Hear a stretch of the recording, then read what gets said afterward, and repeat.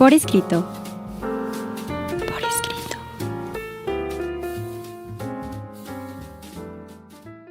Eleva tus sentidos. Estamos en un programa más de Por Escrito. El día de hoy me acompaña.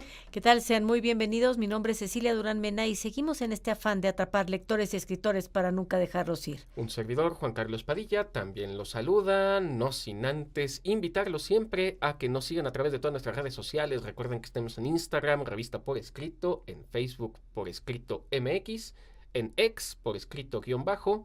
Nos pueden seguir también en transmisiones a través de YouTube, Revista Por Escrito, o a través de Spotify en Por Escrito también.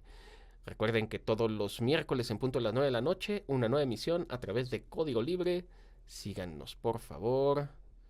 Cecilia, ¿no Acuérdate sientes de una saludar. presencia fantasmagórica, gigantesca, que te carcome por dentro? Cecilia Durán. Ay, saluda. Vamos a nuestros pretextos Saluda al literarios. claustro de Sor Juana y saluda también al Mayab, Saludamos al Mayab y al claustro de Sor Juana, por supuesto, también. monstruoso Juan Carlos. Vamos a nuestros pretextos literarios. Pretextos literarios. Cecilia, ¿cuál es el pretexto de hoy? Me das miedo, Juan Carlos. No es cierto. Hoy no, porque hoy tenemos un gran tema. Es un tema que a Juan Carlos y a mí nos gusta mucho. Vamos a hablar de bestias literarias. Vamos a hablar de seres monstruosos. Y nos vamos a hacer una pregunta filosófica. ¿Dónde está el monstruo? ¿Dónde está el monstruo? Creo que es parte de lo que con más o menos conciencia los autores han buscado transmitir a través de esta figura literaria, que no tiene una forma concreta, Única, sino que ¿no? puede tener múltiples formas, aunque en todas ellas hay algún rasgo característico que puede ser la fealdad. Sí, aunque también hay monstruos muy lindos, ¿eh? Pero efectivamente tienes razón.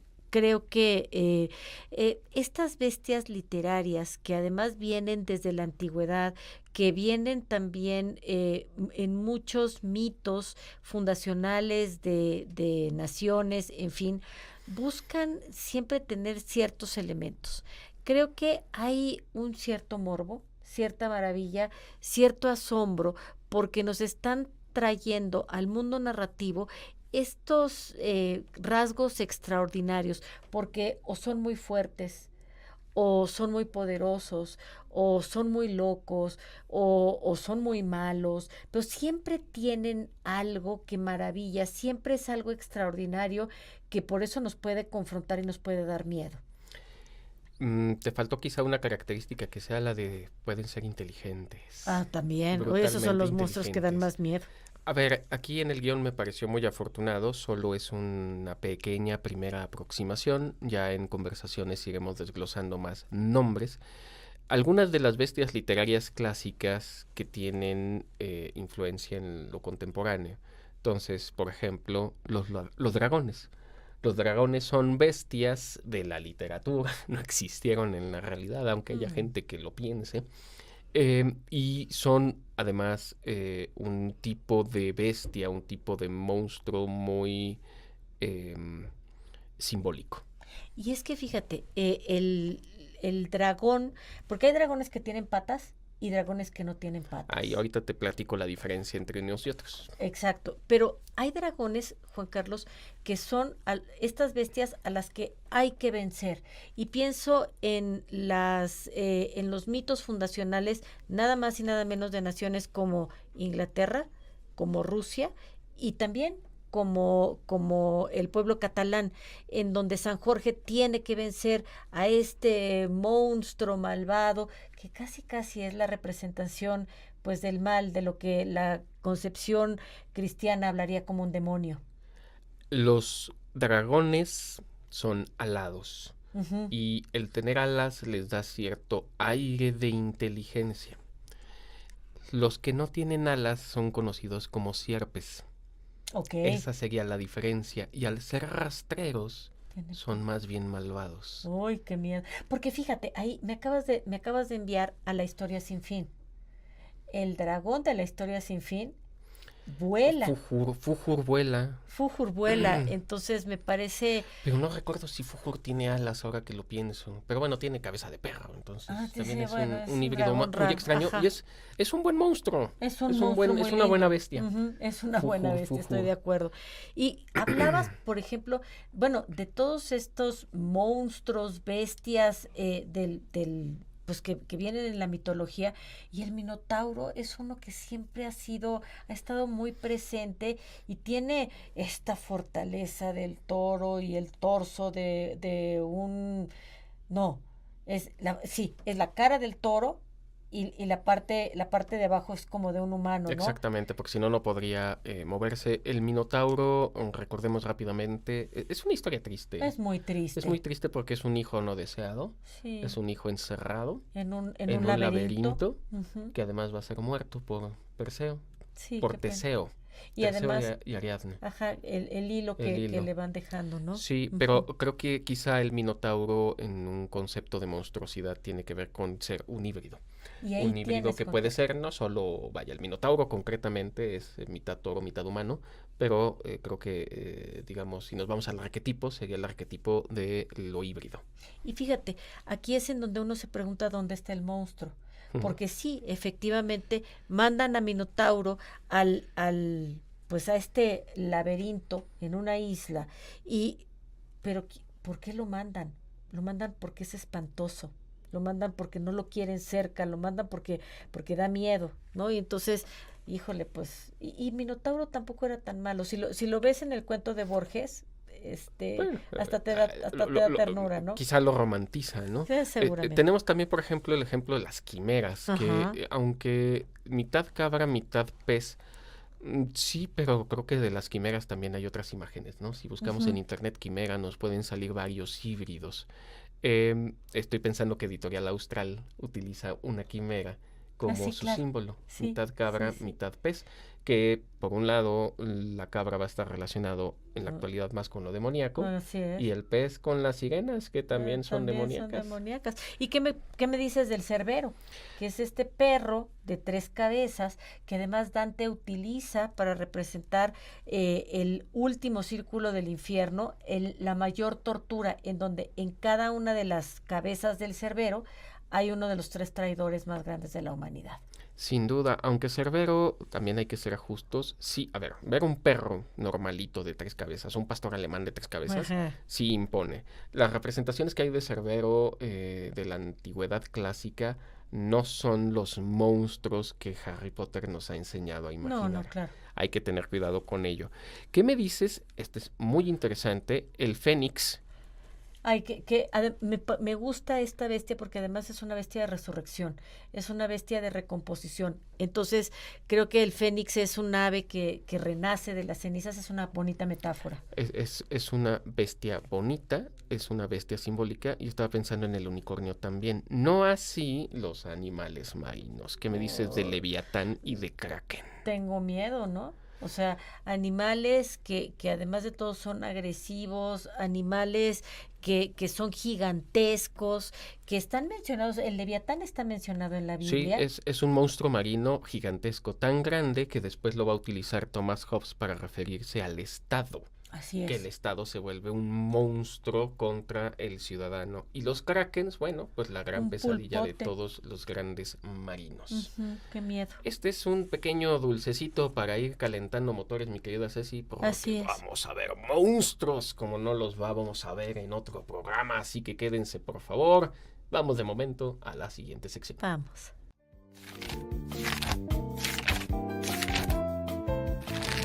La Biblioteca Redonda. En esta sección, en la que las letras importan, fíjense que a mí me gustaría plantearles una pregunta. ¿Por qué creen que en la literatura hay tanta pasión por las bestias? ¿Por qué los monstruos son personajes que son recurrentes dentro de la producción literaria? Y es que, a ver, la presencia de las bestias sí es un fenómeno muy arraigado en la naturaleza misma de la narrativa y en la complejidad de la experiencia humana. Entonces creo que es un urdimbre que teje y que embona muy armónicamente. ¿Por qué? Porque estas criaturas fantásticas que tienen atributos sobrenaturales, son un simbolismo muy poderoso, que desempeñan roles fundamentales que nos ayudan a enriquecer y a profundizar las historias épicas. A ver, y las que no son épicas también. Las bestias en la literatura cumplen esta función de representar fuerzas y poderes que van más allá de las capacidades humanas. Estas criaturas simbolizan, por lo tanto, una magnitud de desafíos que ponen a prueba la valentía del ser humano, sus habilidades y sus virtudes especialmente.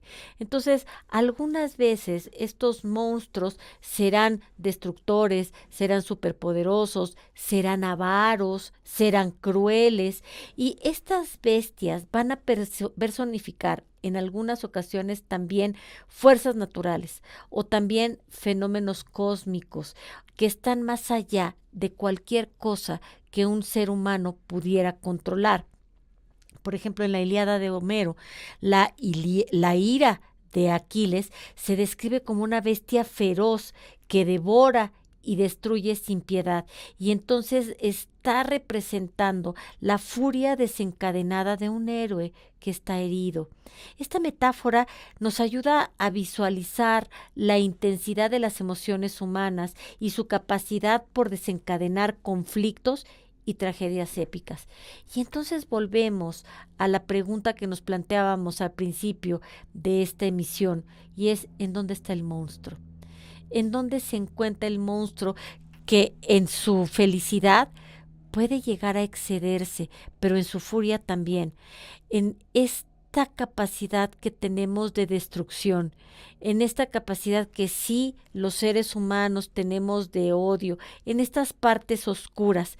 Y entonces el simbolismo de las bestias en la literatura tienen una función, que es la de impulsar la trama, la de generar esta tensión dramática.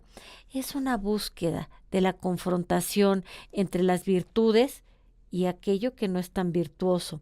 Son estos legendarios momentos en donde vamos a encontrar claves en las epopeyas, como en la confrontación que tiene Beowulf con Grendel, o el enfrentamiento de Odiseo con Escila, o Cardavis en la Odisea con Homero, o todos estos encuentros en donde un monstruo va a estar atacando al héroe y va a estar impulsando la trama, y esto que el autor nos quiere decir para llevarnos al clímax, y una vez estando en la parte más alta, entonces se puede encontrar la resolución.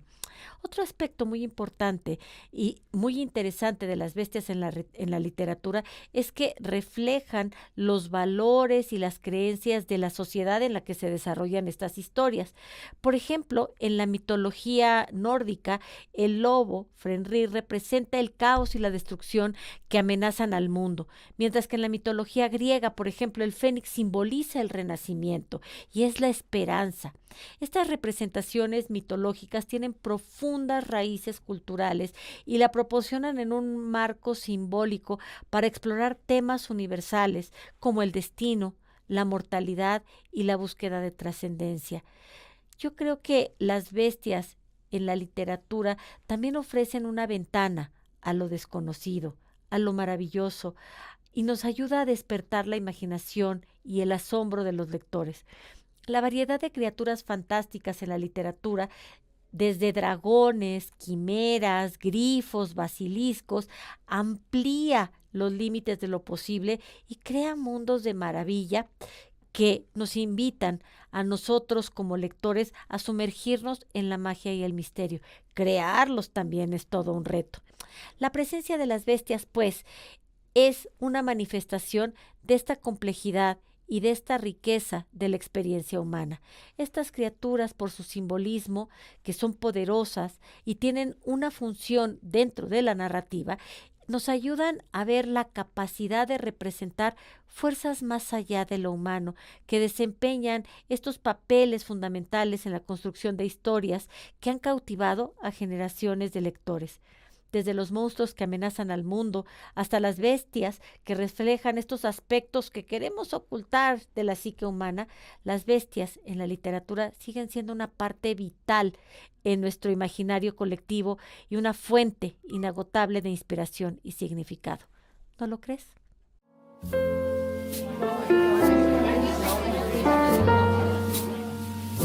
Conversaciones. Hemos llegado a las conversaciones, Ceci, y a mí me gusta empezar por el principio. Empecemos por por el el principio. principio de la literatura. Y quizá el primer monstruo, bestia, cosa, porque también los podemos conocer así como cosas. Personaje literario sería un entrañable personaje que es Enkidu. Enkidu es la creación de los dioses, un monstruo cazador, para someter a Gilgamesh, porque Gilgamesh es un engreído. Ya se había pasado de Ya listo. se había pasado de lanza, estaba sintiéndose un dios y él no es un dios, es un mortal, y esa va a ser la gran lección. Sin embargo, también hay que decirlo, Gilgamesh va a saber no solo domesticar, sino hacer amistad Así es. con Enkidu, y por eso es entrañable. Y lo más entrañable de todo es que se va a morir. Ay, sí. Se va a morir para darle la lección que los dioses querían darle a Gilgamesh, que es la de la mortalidad. Y se muere en los brazos de Gilgamesh. Hay dos versiones que conozco. Una es que va a descender a los infiernos para hacer una misión y adivina que no puede salir de aquí. Y la otra fue por apoyar a Gilgamesh. Le va a caer una enfermedad por haber matado a Humbaba, aunque el que mata a Humbaba es Gilgamesh, no Enkidu. Y el que va a recibir el castigo es Enkidu. Y es ahí donde vienen las maldiciones estas que a mí me fascinan de este personaje. Pero me parece que este es el personaje entrañable que dio sentido a este pretexto literario. Sin duda, porque además yo creo que la figura de Enkidu es un personaje muy redondo que viene suplicado por el pueblo de Gilgamesh. Y bueno, logra, yo no sé, tú dices que Gilgamesh lo domestica y dices bien, pero al mismo tiempo Enkidu tiene su parte de domesticación en Gilgamesh porque lo dobla, no le quita esa arrogancia, y Gilgamesh verdaderamente quiere a Enkidu, es su gran amigo, es un amigo entrañable. Y últimamente ha habido interpretaciones en que entre Gilgamesh y Enkidu había algo más que una simple amistad. Y no lo creo, yo sí creo que ellos eran amigos entrañables. Yo creo que como amigos entrañables podían entenderse en la antigüedad. Así es. Sin duda. Como personaje entrañable de la literatura, y este dulcecito es para Ceci, me lo va a ganar, pero se lo voy a conceder. Es el gran primer monstruoso gorila de la literatura. Este changote que viene de la tradición de la India, que a mí me encanta, es uno de mis personajes favoritos y vas a ver por qué, Juan Carlos. Resulta de que cuando Hanuman nace es un ser pues monstruoso en el sentido de que es un ser muy fuerte, pero es muy travieso.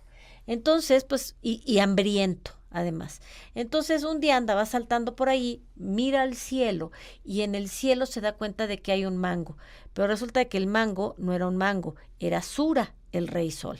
Y entonces empieza a saltar y Sura está viendo a Hanuman hasta que de repente Hanuman llega a la altura del sol y se lo come.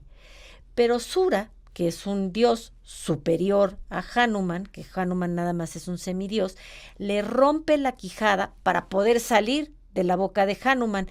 Y Hanuman siente en ese momento una gran iluminación porque de él sale la luz del sol. Sura se enternece al ver el cambio de Hanuman y le regala el alfabeto. Y entonces Hanuman voltea a ver a su maestro, al que ahora será su maestro, que es Sura, y como Sura se va moviendo por el horizonte, Hanuman da pasos muy largos para poderlo alcanzar, para poder seguir a su maestro. Hanuman es la idea, la metáfora del gran estudiante que sigue el ejemplo de su maestro. Por eso, en la posición de yoga que se llama Hanumanasana, es el split total, porque son los pasos que va dando Hanuman para seguir al sol. Es un personaje entrañable que en la épica de el Ramayana ayuda a Rama a recuperar a Sita. Si conocen a King Kong, pues Se imaginarán. el padre de King Kong, por no decir el abuelo. Cuando uno va a la India se encuentra constantemente con estatuas gigantes de el rey mono. Ajá.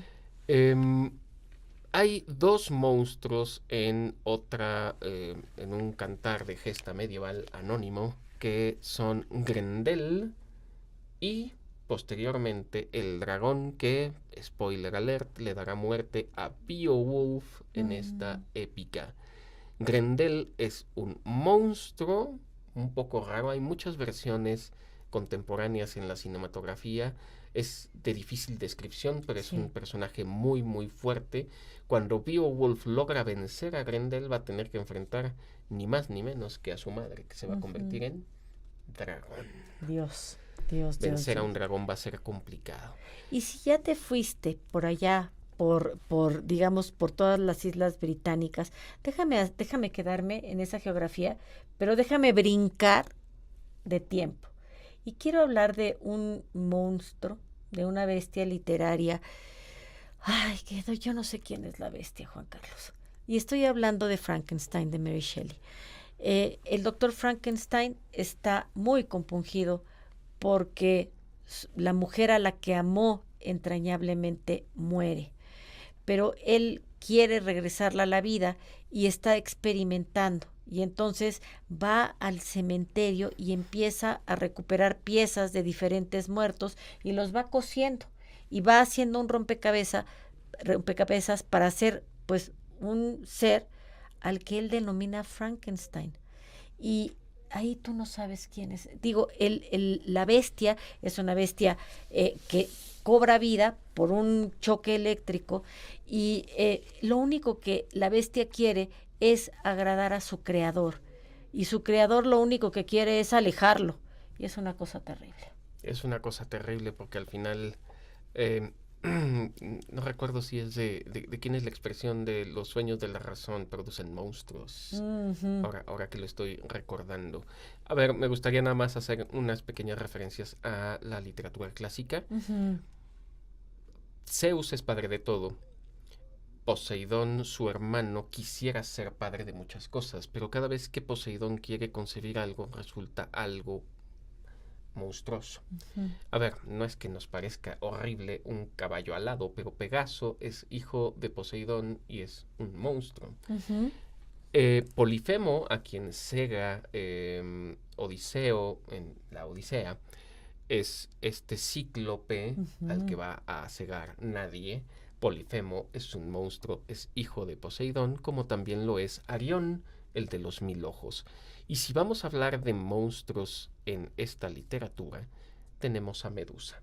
Y Medusa es injustamente un monstruo. Solo por ser bella será castigada por los dioses, además de maldecida, y terminará sus días con Perseo, quien astutamente logrará que, claro, ya nadie podía mirar la belleza de Medusa, por eso es que el castigo consistía en convertir en piedra a las personas que lo miraran, además de que ya era monstruosa. Y Perseo lo va a lograr haciendo que ella misma, a través de un escudo, vea su propio reflejo, se convierte en piedra y así le van a poder cortar la cabeza. Ay, sí. Es una historia triste. Es una historia muy triste. Y creo, mi querido Juan, que hablabas de los monstruos marinos. Yo creo que una de las obras literarias majestuosas, pues es Moby Dick. Y hablas de este, pues, cetáceo enorme que el capitán Ahab persigue obsesivamente. Es esta ballena blanca que después en las caricaturas se ha romantizado. Estoy hablando de Moby Dick, por supuesto, y entonces se van a enfrentar a muchas adversidades para poder atrapar a esta bestia que es el personaje central de la historia y que representa en muchos sentidos una obsesión, representa un destino, pero también representa, como muchas de estas bestias, la lucha del ser humano contra la naturaleza, la lucha del ser humano contra sus miedos, la lucha del ser humano contra su propia identidad.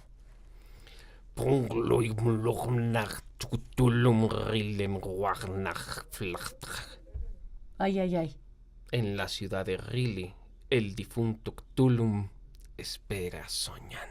Sácatelas. Este personaje que no sabemos cómo se pronuncia, No. porque el mismo autor tampoco lo dijo, que es más o menos así como Cthulhu, Sí.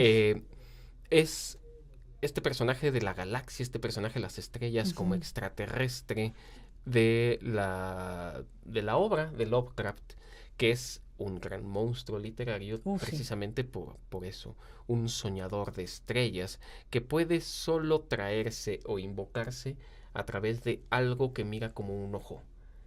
Es una de las bestias quizá contemporáneas, terroríficas, intergalácticas más interesantes que tenemos en la literatura. Y muy original, Sí, sin porque duda. la verdad es que Lovecraft toma todo digamos, los elementos de la ciencia ficción y sitúa al monstruo en el espacio sideral, al revés de cómo se hace con los monstruos de la antigüedad, que o estaban en el mar, o estaban en la caverna, o estaban en un bosque. Acá Lovecraft Lo dijo, trajo a de ver, fuera. sí, ¿de Lo trajo de quién sabe dónde. Ajá, ¿de dónde? ¿De dónde? Pues de donde no haya venido uno Sí, antes, claro. ¿no? Claro, claro, claro. Y bueno, quisiera también hablar, a ver, ¿será que una cucaracha puede ser un monstruo?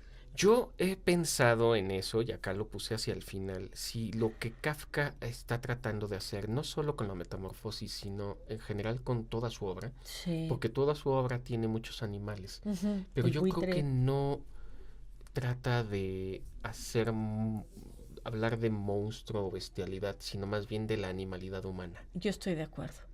Yo estoy de acuerdo. Y creo que en ese sentido me pareció muy entrañable que en el guión se incorporara la obra de la metamorfosis, hablando de la cucaracha, porque pues sí, la cucaracha te causa asco, pues a alguna gente le da miedo, le puede dar terror, etcétera. Pero pues este cambio que tiene, bueno, un hombre que ya de por sí se sentía cucaracha desde antes. Pues sí, porque muchas veces nosotros nos podemos sentir así. A ver, quisiera leer un pequeño fragmento. Ay, ay, ay. Que llamen a Bill, gritaba furiosa la bruja muerta.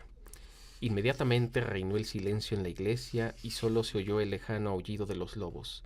Pero poco después resonaron los pasos de alguien que andaba pesadamente dentro de la iglesia. Al volverse el seminarista a mirar al sitio donde llegaba el ruido de los pasos, vio a unos monstruos que conducían a un hombre muy bajo y muy robusto que caminaba igual que un oso. Estaba totalmente cubierto de tierra negra, dejando solo al descubierto sus pies y sus manos, semejantes a raíces de viejos árboles. Sus pasos parecían los de un cojo. Tenía las cejas y las pestañas tan largas que casi se arrastraba por el suelo. Cuando Jomar Brut se fijó en su cara, vio que era de hierro. Ay, ay, ay. Este monstruo se llama Pidgey. Es una invención de Nikolai Gogol, que es quizá el padre de lo monstruoso en la literatura rusa temprana. Pidgey es una gran obra de terror. Es muy extraño porque sí es un monstruo tal cual el que evoca y trata de describir de esta manera Nikolai Gogol. Pero es un monstruo malvado que va a terminar ahí aniquilando a algunos estudiantes que andaban portándose mal. Uy, tengan cuidado, chicos, por el amor de Dios, ¿no?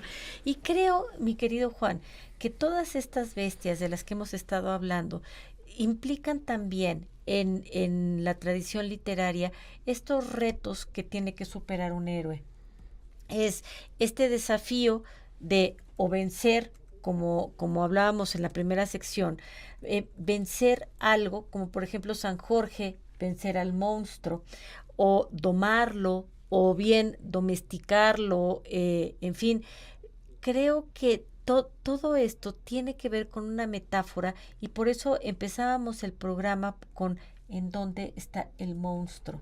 Y cuando el monstruo es el mismo que el protagonista, tú me hacías pensar en el Dr. Jekyll and Mr. Hyde, que es híjole, spoiler alert, el monstruo es la misma persona, es el mismo personaje. Claro que ya lo hemos visto tantas veces representado que ya no hay ningún spoiler, todo el mundo sabe de qué se trata.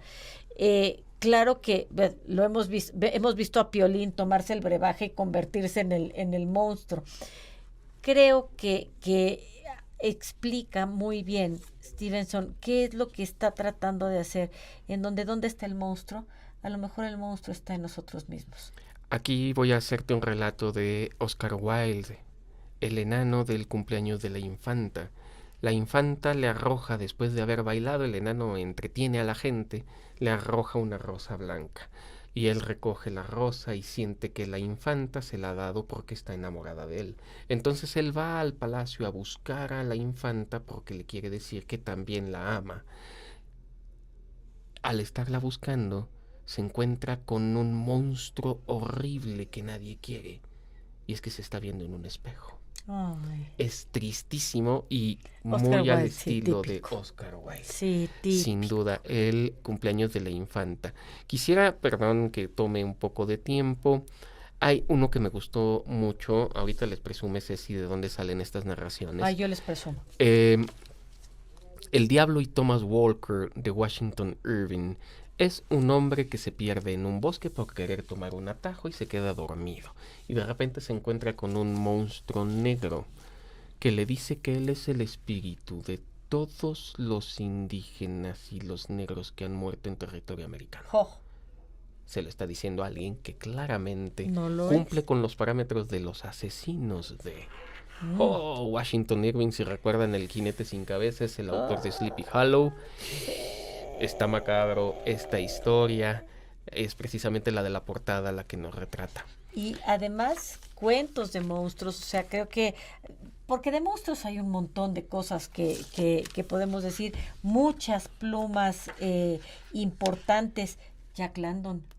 Sí, Jack Por London, ejemplo. que tiene un personaje que se llama John Claverhouse, que tiene la cara de una luna, pero en este relato el autor lo que nos explica es que odia a este personaje y lo odia porque es feo, porque no tiene nada que ver, pero es feliz.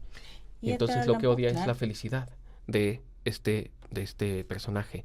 Y hablando de plumas, Ay, el monstruo del almohadón de plumas, mi querida Ceci. ¿qué te Es parece? un monstruito minusculito que va chupándole la vida poco a poco al personaje. Horacio Quiroga es, en ese sentido, un maestro para generar monstruos. ¿Por qué? Porque generalmente el monstruo aparece en lo oscuro, en la cueva, en lo recóndito, y Horacio Quiroga lo pone en un lugar muy, muy cotidiano, que es en un almohadón, lo pone en la selva, en plena luz, y sentimos miedo. Sentimos miedo. verdadera miedo. ¿Qué me dices de Smaug en El Señor de los Anillos? A De ver. Tolkien. Este es un dragón inteligente, hábil, muy avaro, por supuesto. Tiene que ser, o sea, sí, tiene que venir con algún defecto de la capacidad humana, ¿no? Sí, sin duda. ¿Qué me dices de El Golem? Ay, vean, por favor, este otro libro que compró Juan Carlos en Guadalajara, Dios de mi vida. Nada más con la representación gráfica que tenemos aquí, es monstruosa. Es monstruoso. El Golem. 20.000 leguas de viaje submarino es la historia de unos exploradores que creen que existe un monstruo marino Sí. y van a buscarlo y se dan cuenta que el monstruo es en realidad el Nautilus. El Nautilus que el capitán Nemo va explorando. Pero es interesante cómo no es un monstruo en realidad, ¿no? O el monstruo como submarino, o el submarino como monstruo me parece también bastante afortunado. Obviamente Julio Verne no conoció a los submarinos, más bien los antecedió. Y justamente a eso me refería, cómo Julio Verne es el primero en plantear a la máquina como un monstruo. A la máquina también, Julio Verne fue un gran visionario y yo creo que nos dejó la curiosidad de poder generar un submarino, ¿no? Pero creo que esta pues esta metáfora que él hace es muy interesante, Juan Carlos, porque además refleja mucho el miedo de una época, ¿eh?